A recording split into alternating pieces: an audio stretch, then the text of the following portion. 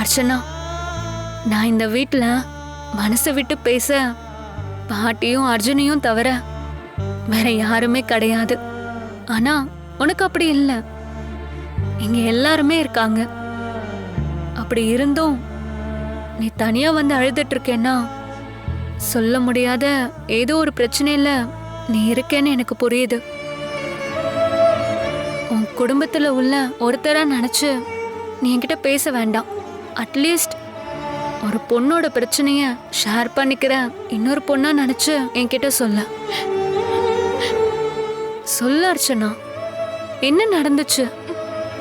கொஞ்ச நேரத்துக்கு முன்னாடி நீ யார்கிட்டயோ போன்ல பேசிட்டு இருந்த. அந்த போனுக்கு அப்புறம் தான் ஏதோ ஒண்ணு நடந்திருக்கு. சொல்லு, யார் போன் பண்ண உனக்கு?